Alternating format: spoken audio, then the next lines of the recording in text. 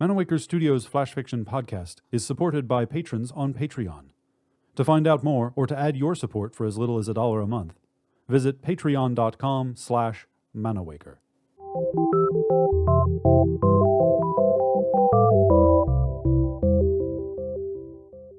Welcome to Manawaker Studios Flash Fiction Podcast.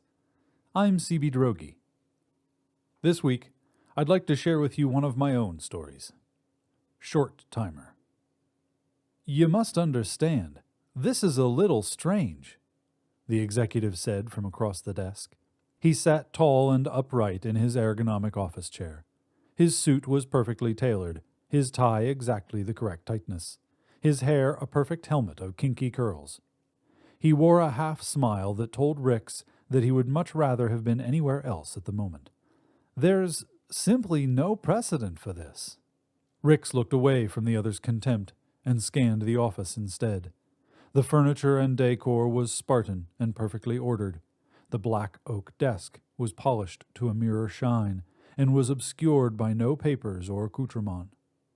Just a single work screen, flush with the surface.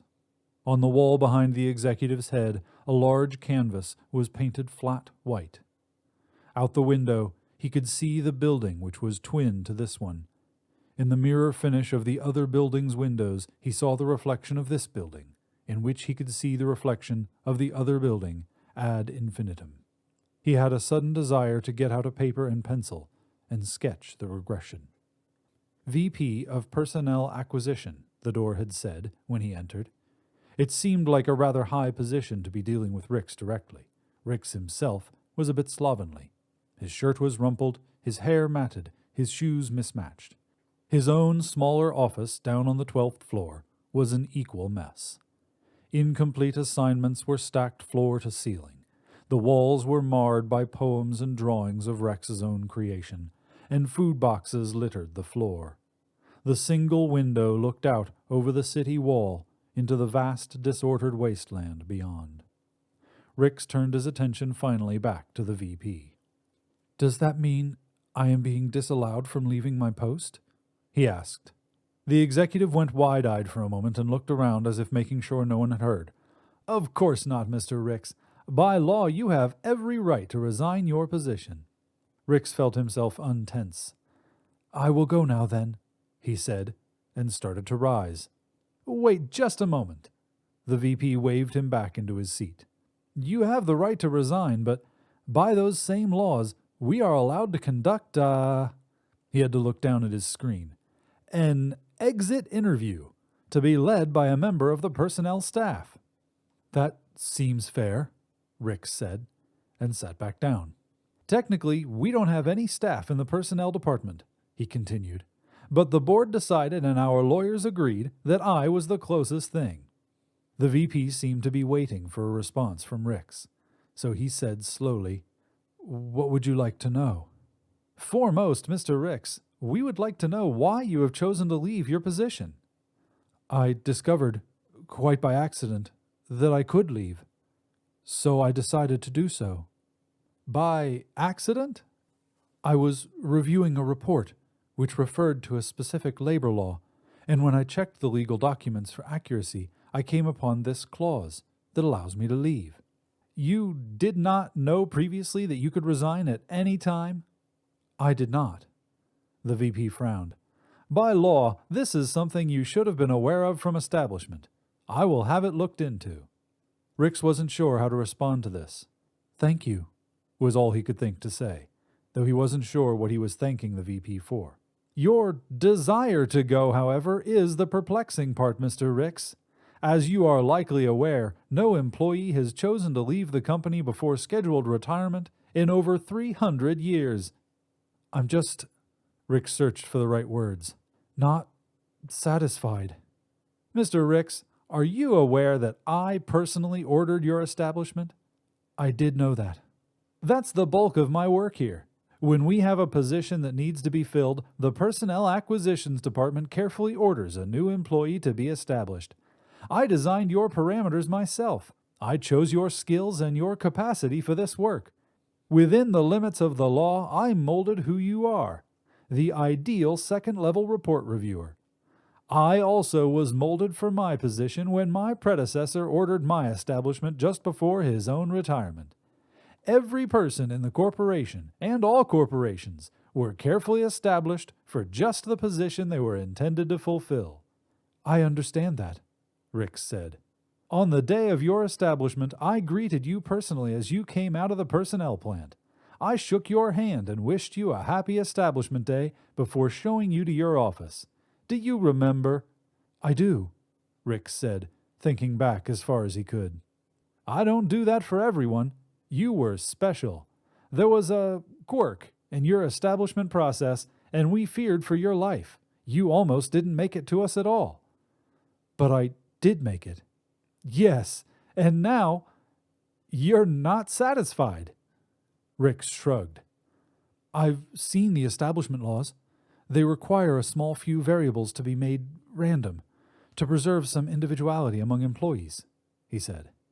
Yes, that's true, the VP said. It's as small a variance as the law allows, but I suppose if you got a particular bad mix... He trailed off when he saw Rix's face. A poor choice of words. I apologize. It's okay, Rix said, looking away again. I see your point. And he did see the point. Rix was meant to enjoy the work. He was designed and built to do this job and be satisfied doing it. He'd known from day one that something was wrong. The VP had helped him to remember that day. The first-level report reviewers had sent up to his office 22 reports on activity within the corporation. Living space arrangements, food orders, employee establishment requests, forms and memorandums covering every aspect of the functioning of the corporation. That day he marked 3 documents as accurate and sent 12 on to third-level document reviewing. The remaining 9 he set on the floor in the corner to deal with the next day before retiring to his living quarters across the hall. But the next day there were another 27 reports waiting for him, so he started on those, and his piles of unfinished work grew and grew. All the while he searched. In every stack Rix reviewed, he looked for transfer forms, severance payments, disciplinary terminations, anything that might indicate how to escape, how to move on from this place to something new, something different.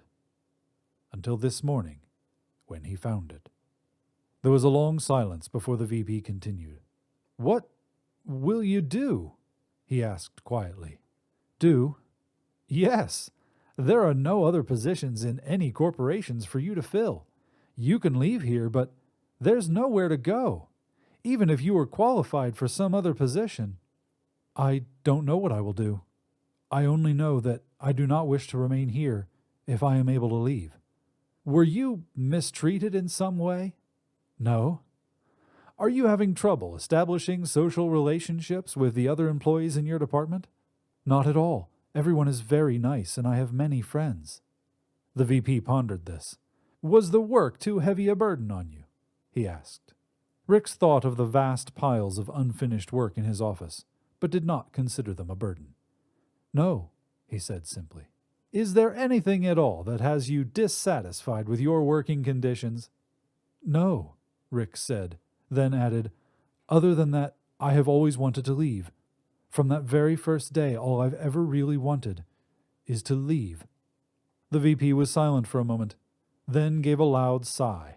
Very well. If you're set on it, I suppose I don't have any other questions. Thank you, Rix said, and stood to leave once again. The VP stood crisply and held out a hand, which Rix took, trying to look at the executive's face instead of the white canvas behind him, and failing.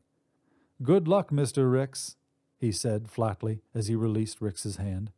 We'll all be watching your journey very closely, I think. Rix nodded and walked out of the office. This has been Short Timer, written by C.B. Droege.